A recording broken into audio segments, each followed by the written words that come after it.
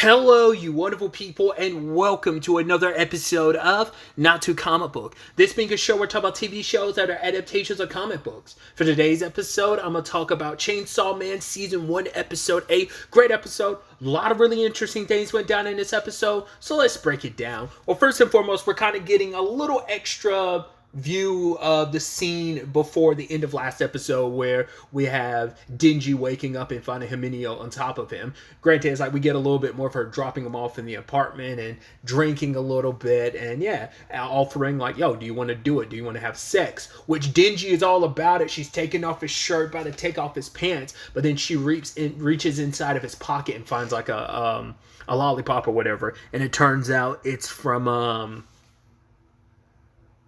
Makima, because she gave him that lollipop because he talked about like, right, my first kiss was covered in puke, so does that mean anytime I kiss a girl going forward, it's just going to be reminded of that? And she's like, yes, your first kiss will always be tainted. But she's like, but the fact of the matter is, you'll have so many new experiences in life that you won't even think about the vomit. And puts the lollipop in his mouth and it's like, see, now your first indirect kiss will taste like the flavor of this lollipop. And that just makes Denji go like, right, my first time is going to be with Makima. I'm not going to squander it on anyone. He's even saying, Pochita, you're probably going to be pissed at me that this would have been our opportunity to get laid. I mean, at the end of the day, Pochita just wants you to live your life because it's like you've got to live for the both of them. And if, waiting to hook up with Makima is what it takes, so be it. It's just like, I'm sure Pochita's like, oh, ready for the ride. As long as you're living your life, enjoying food and all that. I mean, once again, that's why, he even says like, yo, free food is free food, considering like him and Pochita had to scrounge just to survive and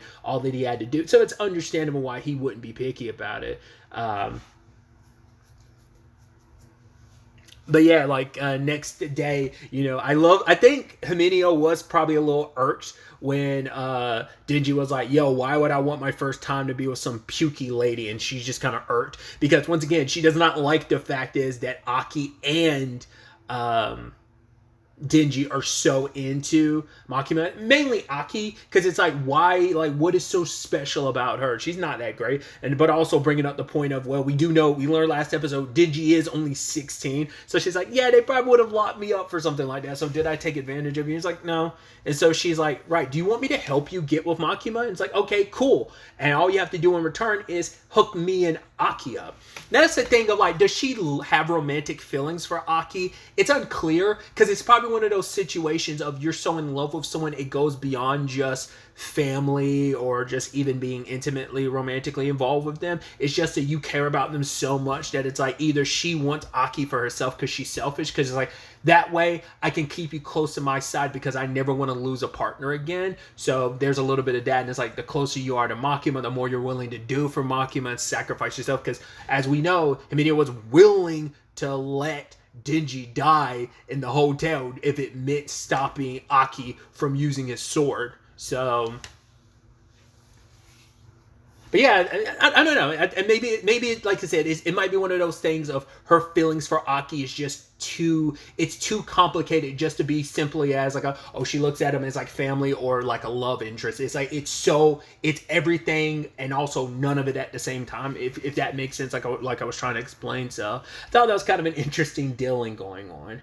But then we proceed to see the entire public safety squad get potentially wiped. Like Makima was supposed to be going to Kyoto to meet with some of the bigwigs, which she doesn't like. I thought it was interesting that sentiment she said of like, yeah, I'm going to eat lunch or whatever. But he's like, the guy that's with her is like, no, you're going to go to a lunch. So, but she's like, yeah, but it's easier to like enjoy a really good meal when you're able to relax, because she's like, the big wigs are so intimidating. That's why she's like, drinking last night was actually really fun. So, but then her and Home Dude get blasted in the head and then repeatedly shot. And you're like, well, for one, you're immediately like, well, there's no way Makima is dead. I'm like, I don't know how you faked that. I mean, we don't know if Makima has a devil or not that she made a deal with, because it seems like a lot of public safety have devils they may deal with. But we see the rest of the squad kind of get tapped along with its power. Himeneo, Aki, and Denji are together, and the guy that's like the grandson of the Yakuza dude who Denji worked under. I'm like, at first I'm like, are you coming for revenge? It's like, I wasn't the one that got your grandfather. Yeah, I mean, I technically killed him after he was already turned into a zombie by the zombie devil. If anything, you should be praising me for like ending his suffering. But it's like, yeah, the guy was kind of talking about his grandfather being kind of like a necessary evil. Of like, he killed women and children, but only kind of like when he needed to. But it's like, I was like, I don't know if he's coming after... Well, he comes after Denji because he's like, the gun devil wants your heart. So that's the point I was making. Like, we don't know enough about Pochita. Because I was like, why, like, the infinite or eternity devil from, like, the hotel, why it was so afraid of the chainsaw. Even though you're like, oh, Pochita's nothing. But that's why I'm like, Pochita must be, like, a lot more special than we think. It might be a thing of what we saw as Pochita, like, maybe Pochita never fully recovered what their power fully was, and maybe the state that Denji knew Pochita in was, like, a weakened state. Like I said, maybe it's a child of the chainsaw devil. We don't know how, like... Because it seems like there's one of every devil. Like, there's only one gun devil. There's only one chainsaw devil. So maybe it's like, who knows if, like, devils procreate. Like I said, there's a lot of questions I have that I don't know if the series is going to bother answering. And if these questions are even worth asking, you know? Denji did get shot in the head early in the episode. I mean, that point in the episode. But I'm like, well, to be fair, it's like, Denji can come back from it. I'm actually surprised he didn't pop up during this episode. I think he'll probably pop into action next episode. But it's like... Yeah, he survived a lot of damage. I mean, let's not forget he was also dismembered. It might, because he got shot in the brain, that might be taking a little bit longer to heal than any other wound, maybe. But yeah, it wasn't just him. Like, fact is, Himenio got shot in a specific spot. Aki tried to use Kon, the fox devil, but Home Dude is kind of in a similar circumstance to Denji, because he's like not human and not devil, and he kind of has like a chainsaw transformation, but his is different. But he has like a bladed transformation just like Denji, and he's able to cut out of the fox, and it forces Aki to use his sword, and we kind of get to see it for the first time. Like, it seems like, I think it's interesting because like, there's a countdown to it, but it seemed like the countdown is associated. Either you're moving so fast in those couple seconds that it's a countdown from 4 to 0, but it seemed like it was corresponding to the stab wound. So like you have to hit them 3 times, and then it hits 0, and basically you activate. It's kind of like if you've ever played the Final Fantasy games, there's the death status effect, where it's like, yeah, after it's Doom, right? That's the status effect in you cast Doom on somebody. That means after a certain amount of turns, they'll immediately die. I mean, it depends on the game you play, because some games have like the insta death like KO thing, but like Doom is usually like a timer clicking down to your death. So it's kind of like that. It looked really badass getting to see that, and it looked like Aki might have won, except a girl shows up and she's able to get him up. So either Aki couldn't put him down completely, or because it seemed like the girl might have, like, is maybe she can push you past your limits or something, but it's like, oh, do you know why you lost? And the guy's like, yeah, I underestimated him. And then he unleashed his full speed and slices through Aki. Doesn't kill him, luckily, but Himenio sacrifices the rest of her stuff. It's like, right, I will give you everything if you give me everything. And so she's sacrificing her entire body to the devil. And we see, I guess it's supposed to be like the ghost devil's real true form. Like multiple arms and everything. I think it could kind of put Nico Robin to shame with those amount of arms. But yeah, it was close to killing him until the girl summons like her snake and it bites the devil's head off. And it's like, I don't think your devil dying, I don't think automatically kills you, but it's just the fact is Himenio put everything she had in this attack. Like every time like she was pushing it, I guess the price was already paid. I don't think it's a thing though she was paying the price slowly, like, okay, it's one arm then the next. I think it was all happening at once, but it's just, or maybe, I don't know. Maybe there's a thing of she was paying the price one limb at a time until she finally vanishes at the end. But for her, it's like Aki cries just so easily, and, you know, just like kind of hides away when he's crying for even rookies that died. And she's like, I want you to survive. You have to survive, so there's at least someone left to cry for me.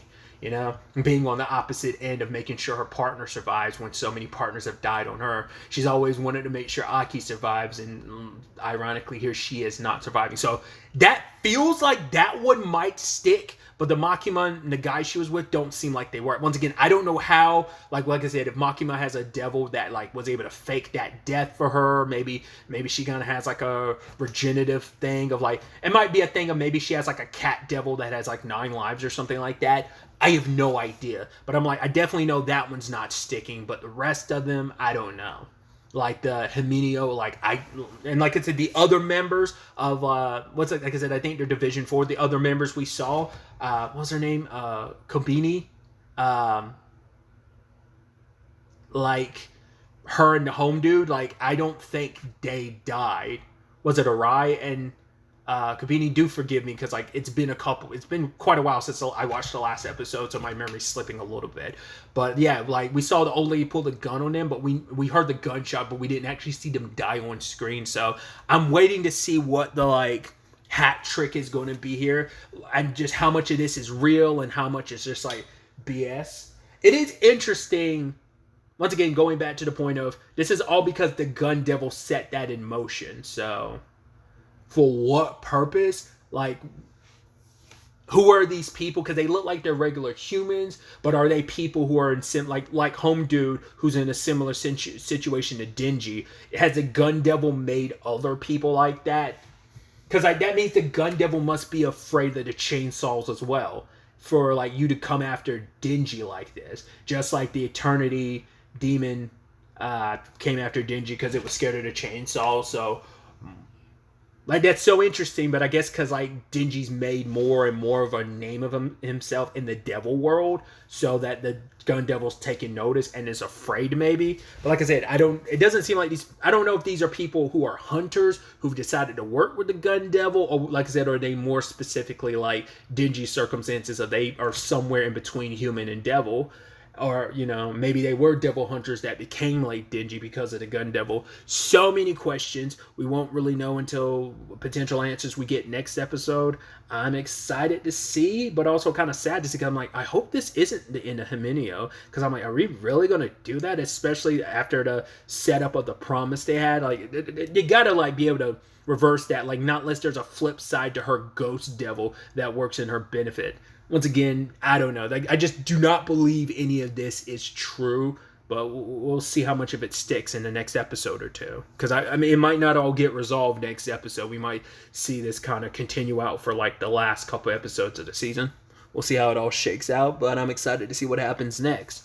Really, that's all I want to talk about. So the next time we meet, be happy, be safe, live life to the fullest, and enjoy it.